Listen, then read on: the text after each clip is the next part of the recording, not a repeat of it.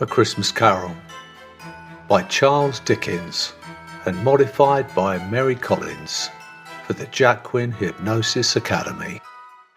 A note to the audience. The remake of Dickens' Christmas Carol is loosely based on the original, very lengthy story. It has been produced for fun purposes only, and though some of the names and businesses mentioned in the modified story are represented here, and with scripted promises, this is all purely to be taken proverbially, with a grain of salt. In other words, do not take any of it literally. Just sit back, listen, and enjoy. Let me describe to you a scene of the festive year 2022. It is like many a year and century gone before. Though the costumes change, the nature of the characters remain the same, or at least fairly similar. Take a look, as here cometh the center of our story. Before us is Scrooge. We no longer address this poor soul as Mr. or Mrs., as this is the way of the times, though pardon me if I slip into the traditional ways. Look at Scrooge, looking down at the sidewalk to avoid any potential interaction with those passing by, scowling at the efforts placed in the shop window displays, aglow with flashing lights, garlands, and glittering baubles, accompanied with the cheerful songs made to uplift and delight the pedestrian and the average shopper. But alas, Scrooge knows it's just another tactic to lure the sheeple into spending money and sentimental foolishry. As the cold wind stirs, Scrooge tightens his grip on his jacket, knuckles tensely gripping at his coat collar in an attempt to fend off the temperature and the utter resentment of the situation. It is the season of his or her disliked time, because, as we can imagine, the scene is of revelry and excitement. It is the season of that old holiday some know as Christmas, others happy holidays, and yet now simply as winter break, all of which Scrooge dislikes regardless, especially anything that has to do with the idea of break, stopping work, rest, or respite. After all, this representation to Scrooge, at least, is another excuse for idleness and waste. Reaching his destination, Scrooge pushes open the heavy door that reads Marley and Scrooge in faded gold lettering. Upon entering, he goes to take off the long, moth-eaten winter coat, but feeling the damp of the building creeping through, decides to keep it on, at least for this evening, as the light fades earlier and leads to the longer nights. Scene 2. The office. Scrooge silently enters the office.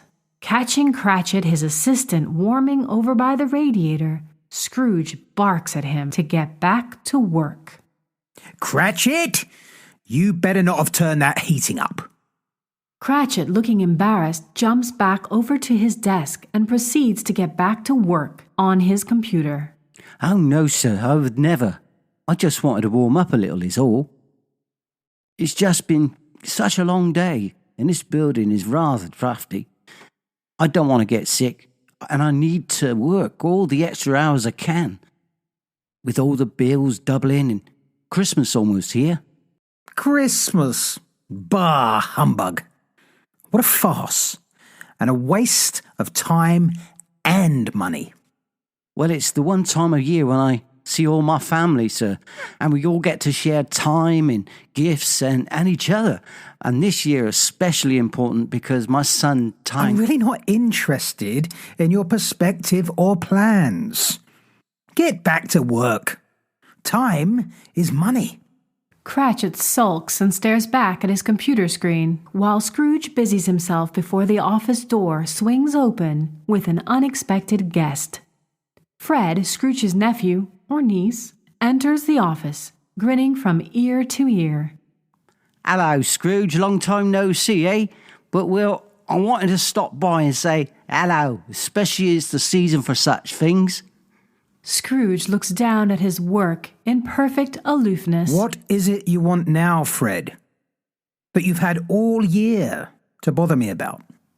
Well, I'm having a Christmas party, and I thought that seeing as we're a family and all, that maybe you'd like to join me and... You must know by now that I have no such inclination to join you or your family, especially now, at this ridiculous, over-emphatic time of year, especially if there'll be idiocy, like dancing, drinking, and waste. Well, yeah, there might be some dancing, especially after we get a few of those hot toddies, grog and some rum cake in, but I'm sure you can do a bit of step-in time there, Uncle Scrooge. Exactly. Waste and foolishness, especially in the times we're living in. Are you not aware of the energy crisis? Aren't you yourself one of these sustainability people? Preaching about the importance of preservation and the environment. Well, surely there's nothing more wasteful than pudding, and nothing more distasteful than drunken dancing. Talk about noise pollution. No, not for me. Now, if you have nothing else to offer, please be on your way. Sorry I feel that way, but you know where I am if you change your mind. Fred exits and on his way out holds the door for yet another fellow who enters and shivers as she is blasted by the inner cold of the office. Now what?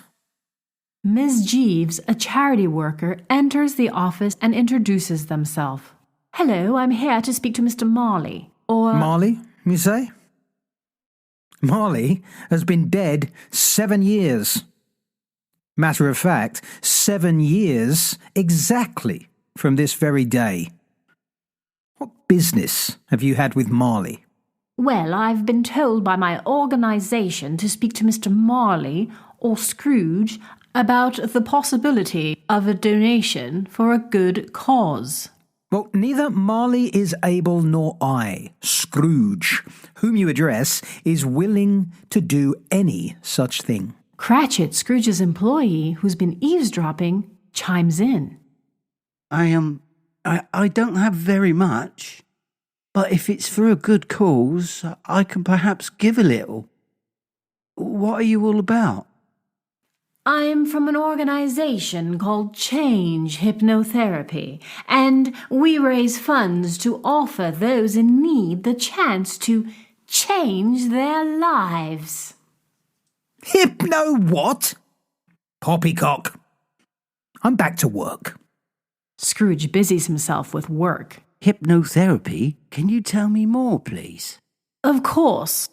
Hypnotherapy uses the power of hypnosis and therapy combined to help people take back their subconscious and use it to empower themselves and make changes to their lives and that of others.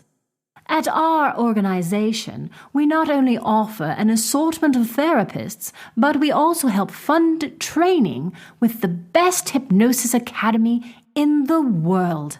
The Jacquin Hypnosis Academy. Scrooge looks up at Cratchit with obvious disdain. Cratchit, do you want to get paid for today's work or not? Cratchit ignores Scrooge and continues. Yeah, that sounds a wonderful cause. Please sign me up. Okay, just scan my QR code here and click register and we will be in contact. And do note, if you make a contribution over a certain amount, you will be entitled to a free consultation session with one of our very best, Freddie Jacquin or Anthony Jacquin. Cratchit! Get back to work. You have neither sense nor money. Stop wasting everyone's time. Now, Jeeves, see yourself out at once. Cratchit scans the code quickly, shakes his head apologetically, and Jeeves exits hastily.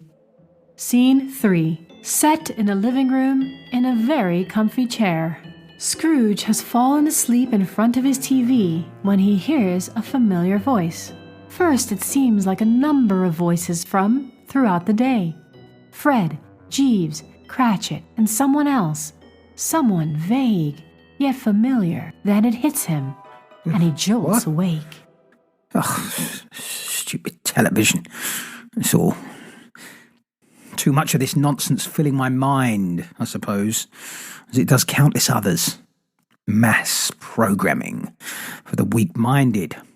Looking at TV and finding the remote control to turn it off, he starts to get up and gets ready to move to bed when he hears it. Turning around and seeing nothing, Scrooge stands staring, blinking, and listening. He feels his heart thud wildly in his chest while trying to reason away the unnerving feeling that is creeping up on him. Books and magazines on a nearby table fall to the floor, and he pauses before going over to pick them up. He looks at the headline on the article. World population reaches over 8 billion. Scrooge shakes his head and sighs. That's it. A world filled with useless people. Due to climate change, many activists say they would rather sacrifice themselves than contribute to further damage to the environment. Well, ho, to that! If they would rather die, they'd better do it and decrease the surplus population. He throws down his magazine and starts to head to the dark room in front of him when he sees it. Scrooge starts to walk to his room when he sees it and stops moving, and dares not to breathe. Like a wisp of fine smoke, a shadow appears, grows, and takes on a form.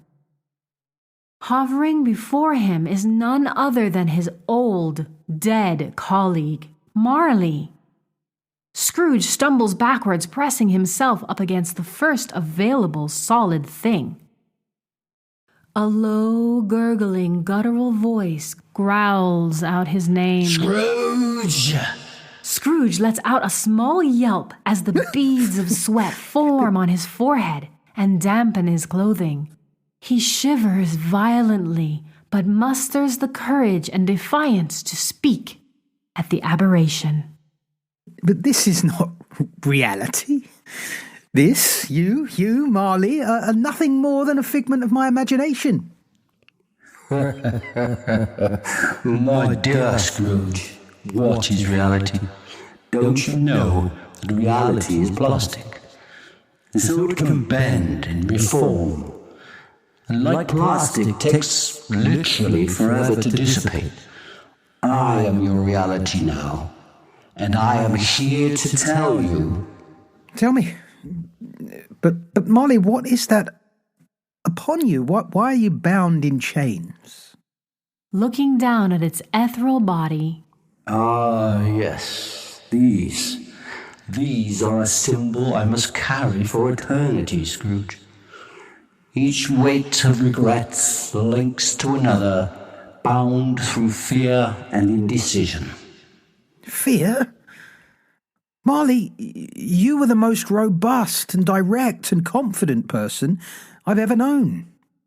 That's why you, and only you, were worthy of my partnership. Hey, how now can you confide to me that you had fear? Oh, yes. Even the most confident of us can hold the secrets of indecision. And this itself leads to a fear and on to regret. Think of the power we had, Scrooge.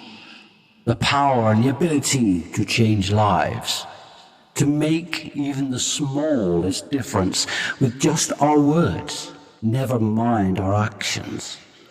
I have so much regret, Scrooge, regret for not taking action on certain subjects, when I had the chance time and time again, burying my wants. Well, that's truly something, Marley. He looks thoughtful and contemplates for a moment. What, may I ask, do you regret the most? Well, there is so much, but let me think. Yes, I know. Not getting the lifetime membership of the JHA. What? What's that? Listen, never mind about me. I am gone. My opportunity has passed, and now I'm here to warn you, Scrooge. Tonight you will be visited by 3 spirits. Spirits? More like hallucinations, delusions from that extra cheese pizza I had for dinner. Call it what you want, but they will come. So best be ready. Scrooge starts to object, but as he looks back at Marley, the spirit has vanished. Scrooge likes to have the last word, so looks beseechingly for his old companion, and you can sense the disappointment in his demeanor. He walks to the door, then turns around and settles himself back in front of the TV. Turning it on, he sits ready for whatever is next. Well then, might as well make myself comfortable for the show. His eyes glaze over after a while, and he nods off to sleep once again. Scene 4. The Ghost of Christmas Past. Scrooge starts to smile in his dream state because through the TV he starts to hear voices from his past. He slowly opens his eyes and sees a face staring back at him. What is this? Who? Aye, it is real. As real as it is having surpassed your critical thinking and gone straight to your amygdala.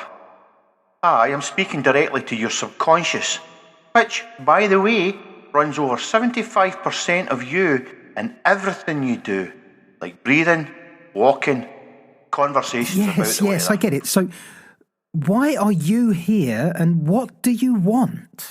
Well, first of all, don't you know it's bloody well impolite to interrupt people constantly? But you're not a people. You're some sort of ectoplasm, or in this case, a plasma screen. So, Well, that's just rude.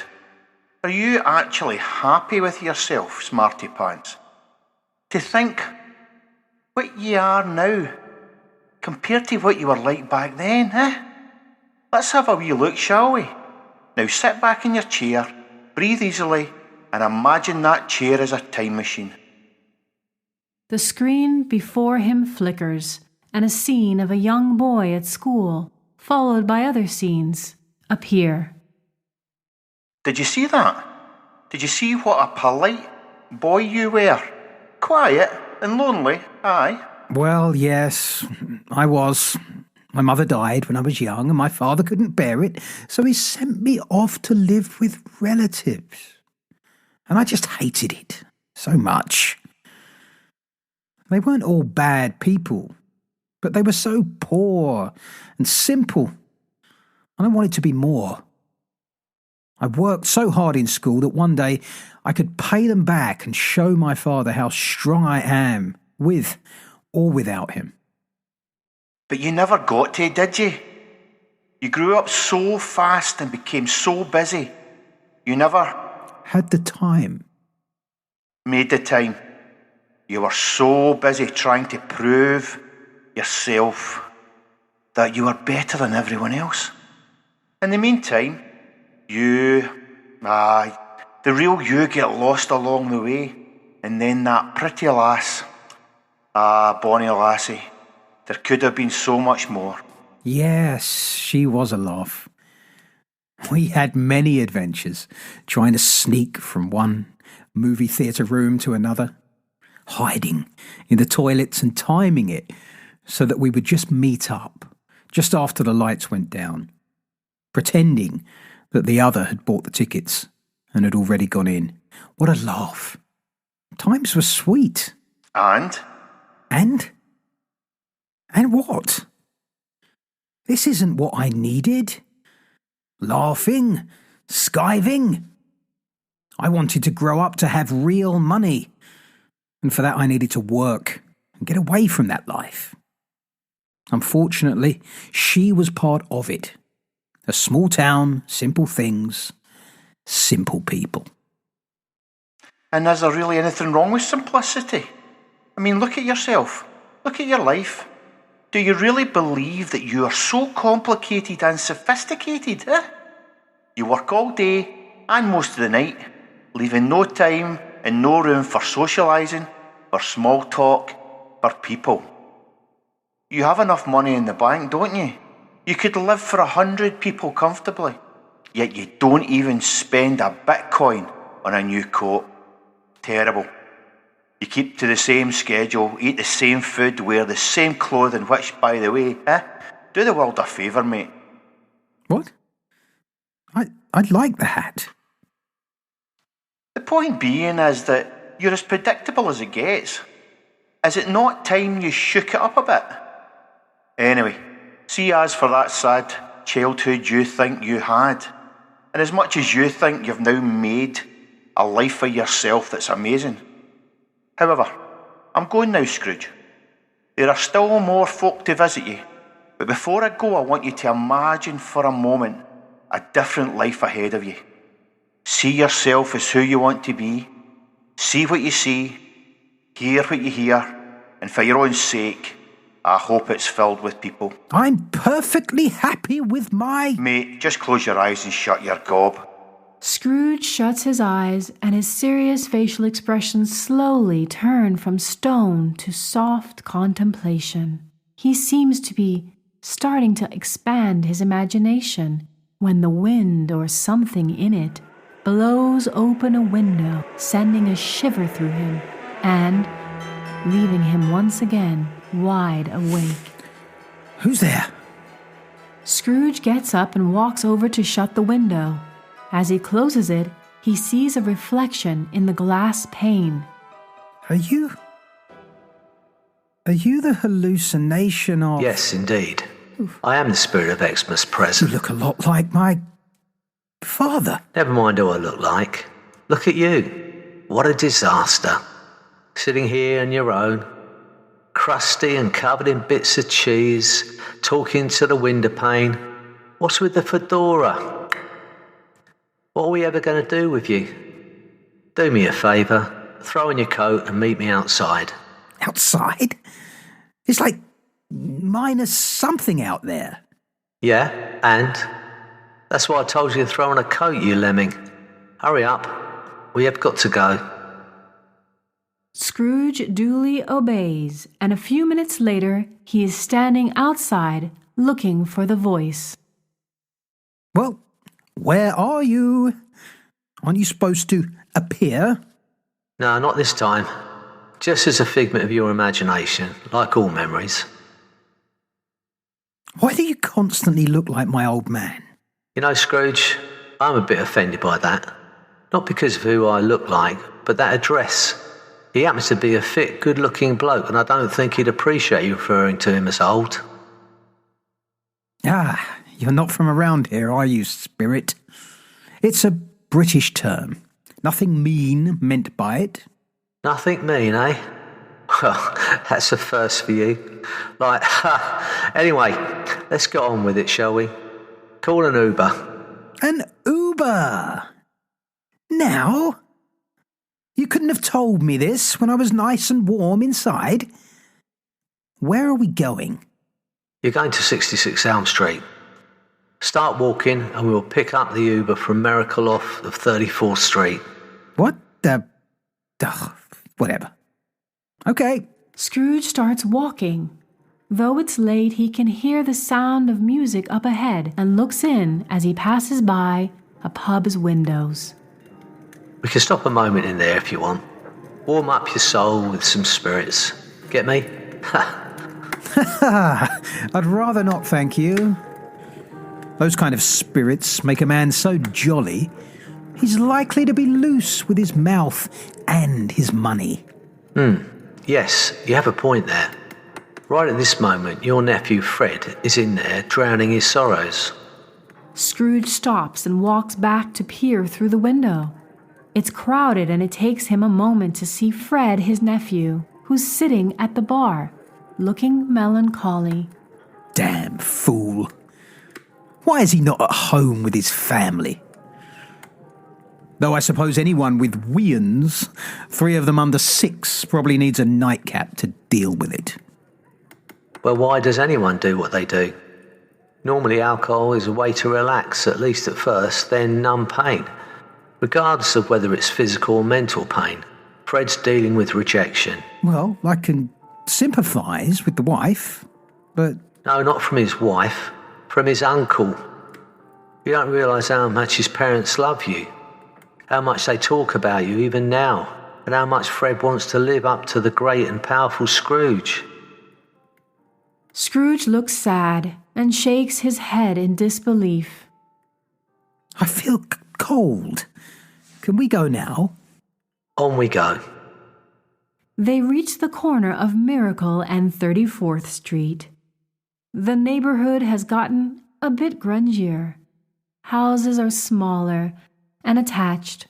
High-rise buildings tower above the streetlights, which flicker as if to sense Scrooge's uncertainty and discomfort. As they cross a small alley, Scrooge spots a couple talking. The woman appears to be crying, and the man tries his best to comfort her.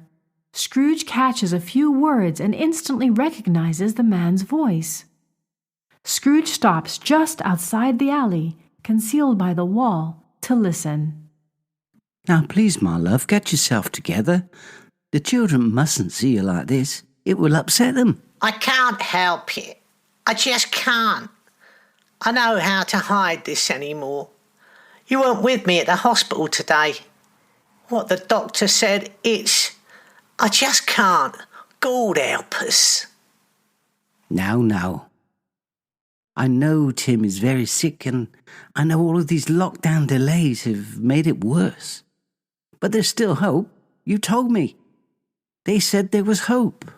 Hope for the rich, not for the likes of us. I don't know why he even told us about the treatment, because it's not a luxury we can afford. He looked so awkward when I told him your work wouldn't cover private health insurance, and that's what it's going to take. That's Tim's only chance. You have to appeal to Mr. Scrooge. You have to, for my sake, for Tim's. Scrooge is shocked by this and starts to move towards the voices, but the spirit stops him. Don't. This is not your moment to interfere. You're here to observe now and see what you see. Tim, their boy. Yes. I had no idea he was sick. I mean, Cratchit might have mentioned it, but I dismissed him. Told him not to involve me in his personal drama. Will he be okay? Understand me, Scrooge. This is the present and the future is yet to come. Scrooge looks solemnly and nods reverently. The Uber arrives. It's a long black limo, which, as Scrooge is about to step into, realizes it's actually a hearse. The door opens and a masked face summons him to sit in the passenger's seat. Scrooge searches his mind's eye to find his familiar companion, but he's gone. Reluctantly, Scrooge enters, and the future, his future, is set into motion in a blink of an eye. The scene ends. Scene 5. Images of a possible future. Scrooge looks straight ahead as the hearse moves slowly through the streets. Creepy music plays from the antique radio set in the dashboard of the car. They both sit silently till the car stops. Scrooge's door opens and the masked figure points for him to get out. Scrooge stands at the bar he had seen earlier. It's closed now, but there are still a few people hanging about. Why are we here? Moments later, a siren blasts through the echoey street and the lights shimmer in Scrooge's face. It stops just a few feet away from the pub entrance, and the paramedics hop out. Where's the victim? Just over here, round back. He's been stabbed. It's bad. God, he looks bad.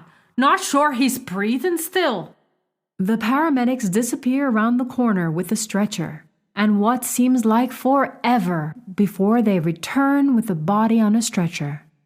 They whiz past Scrooge, and he glimpses at the bloody and battered face of his nephew Fred. Oh my God!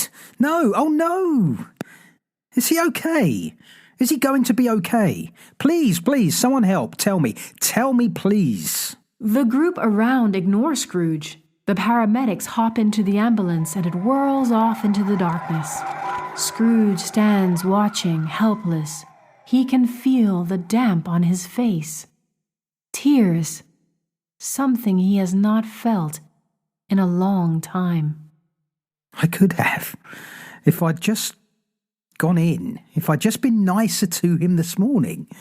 If I'd just visited them. I owe them so much. The masked spirit points back at the open hearse door. Where are we going? Okay, let's go. Scrooge hangs his head, walks to it, and enters the hearse. The hearse continues to travel, but within a blink, the sky changes from blackness to a dark and dreary gray. The view is pretty at first. Manicured green lawns set out over rolling hills, a vast and peaceful space. Scrooge observes a group of people standing close together. They all seem so uniform in appearance. The rain descending softly through the trees above, blurring and blending them into one mass lump, like shiny pieces of coal. The hearse stops and Scrooge steps out onto a wet patch of grass. He feels his shoes grow soggy as his feet sink into the saturated ground. His heart feels as heavy and spoiled as he begins to comprehend the scene before him. He walks closer and stops a moment by a grave. It is covered in weeds and uncared for. Scrooge shudders. Such an unfortunate state to be forgotten and uncared for. To not have even one visitor to lay a wreath out of respect. He turns away and sees the group further along, beginning to break apart as the blanket of clouds break fully open and wheel their harvest below. Scrooge stands alone by the fresh, muddy dirt, his eyes now as wet and blurry as the gravestone in front of him. He stumbles backward, his feet resisting motion as they sink deeper with each attempt. His hands fly wildly as he screams at the sky and falls into the abyss of his nightmare. An alarm goes off and Scrooge awakens in his bed. Oh, what a terrible, terrible dream.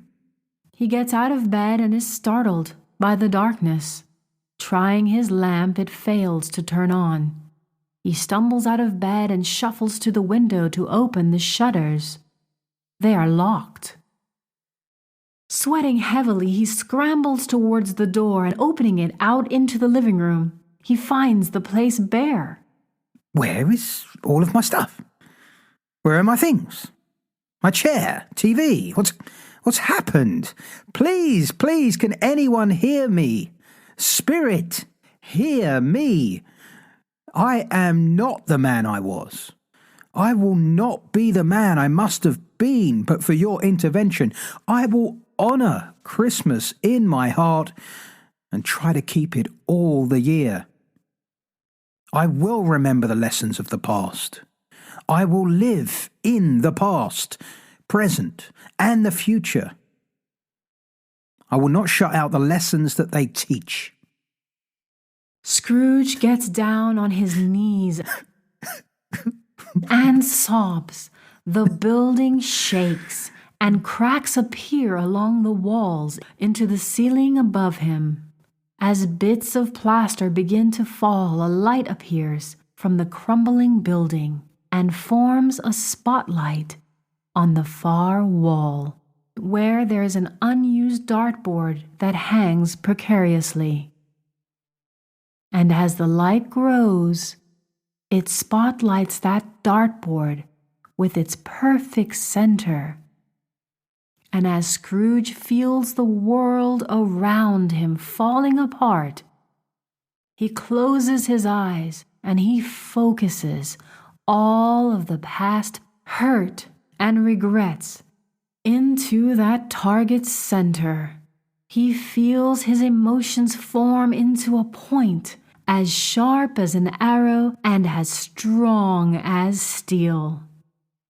Breathing deeply, he holds and releases that arrow, shooting it straight and strong through the target, which explodes and shatters all of those fears. The alarm rings. Scrooge awakens to darkness. He throws himself out of bed and at the window's shutters. They open, and he is blasted in the face by the sweet, fresh, cold air, which he enthusiastically breathes in deeply and easily. The rain falls lightly on his face and mingles with the tears of relief and appreciation he feels. Looking down through his window, he sees a group of teenagers below.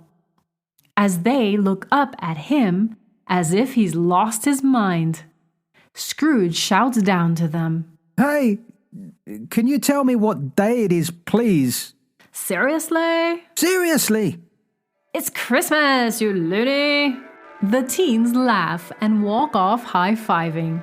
Scrooge waves goodbye at them like a loony and rushes back inside, rushing over to his computer and starts to shop online. He searches his phone for Cratchit's exact address and orders a fridge load of food for Cratchit's family. I don't deliver today. I'm lazy. Reframing his thoughts and words. Oh, well, hey, never mind. It's Christmas, and I guess everyone deserves a day off. Grabbing the phone and dialing, Scrooge realizes that he has never given Cratchit a full Christmas day off. Oh, no. Scrooge tries then to call Cratchit, but there is no answer. So he gets dressed quickly and calls his nephew as he heads out the door. Fred, is that you? Happy Christmas, Fred. It's your Uncle Scrooge. Yes, that's right, it's me. I'm alive. I'm alive and I'm calling you. Yes, I know that sounds strange, but after the night I've had... Well, anyway, never mind. I just want to say thank you for the invite. And I'm hoping I can still make it, because I would really like to see you and your family. And did I ever tell you how grateful I am for your parents? Yes, that's right. I'm coming over later, but I don't have anything. I don't have any gifts. Would you ever forgive me? Really? That's so good of you. You're a great lad. Thank you. And yes, I'll see you soon. Thank you. Thank you so much. A few minutes later, Scrooge lets himself into his office and finds Cratchit, puffy-eyed and surprised to see Scrooge, who normally works from home in the morning. Sir, I didn't expect you. Sorry I didn't turn on the heat, because I know how much you want to conserve energy. And if it's just me here, well, My apologies for interrupting you, Cratchit. It may be an inherent part of my nature, but what I will I will change. Especially, now on, having you unnecessarily uncomfortable at work, Cratchit. Must end. You turn up the heat and do whatever you have to. Just be comfortable and happy. Speaking of work, please go home now. Go home to your family, who need you more than any job or boss will ever need you. And listen, as of the end of the holiday, take the week off, please. You and your family will be added to my company's private insurance. As a matter of fact, I will see to this right away. So if you go ahead and get done what needs to get done and send me the bill, I will take care of it. Okay? Cratchit looks back speechless, his mouth hanging open in shock. Scrooge nods and smiles in understanding, patting Cratchit on the shoulder and ushering him out the door. Now, go on. There's a good man. And expect a delivery tomorrow, or possibly the day after.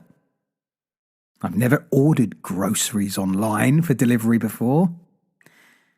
I hope your children like chocolate and the like. No need to thank me. Thank you, Cratchit. I've never said it before, but you're a valuable employee, and I appreciate your commitment to the job. Oh, thank you, Mr. Scrooge. Thank you so much. Cratchit goes to hug Scrooge, but Scrooge blocks him. Let's not get carried away. Baby steps, Cratchit, baby steps. Off you go now. Merry Christmas. Cratchit wishes Scrooge a Merry Christmas and rushes home to his family where he belongs. Scrooge walks for a bit. He then went to church and walked about the streets and watched the people hurrying to and fro, and patted children on the head and questioned beggars, and looked down into the kitchens of houses and up to the windows, and found that everything could yield him pleasure. Upon his return, he stares out the window and reflects internally for a moment. He sees himself out in the future. He sees a fair employer and a good uncle and a friend, and just as he imagined from then on, Scrooge was better than his word. He did it all, and infinitely more. And to Tiny Tim, who did not die, he was a second father. And there you have it, the story of Scrooge revisited and modified for your entertainment and delight. May you reflect this holiday season. Rewind and move forward and take note of all the potential you have for change. And may that change be a blessing to you and to all those around you. Merry Christmas to all, and to all a good night. A special thanks to the people who helped make this happen, who took time out of their very, very busy schedules to make a beautiful story for a very important time. I'd like to thank Anthony Jacquin, who plays Scrooge, Stevie Purnell, who plays Fred, Scrooge's nephew, Marley, also played by Stevie Purnell, and Mr. Cratchit, played also by Stevie Purnell, Mrs. Cratchit by Freddie Jacquin, Miss Jeeves by Mary Collins, The Spirit of Christmas Past by Stuart Robertson, The Spirit of Christmas Present by Freddie Jacquin, The Paramedic by Timothy Stitt, and The Bystanders and Teenager, well, we'll leave those for you to figure out. There's an old proverb that says that it takes a village to raise a child. Well, it takes creative people to work together and to bring life back into the imaginations of the community. Thank you once again to all those who participated and helped bring A Christmas Carol by Charles Dickens back to life. Merry Christmas. Signing off, Mary Collins.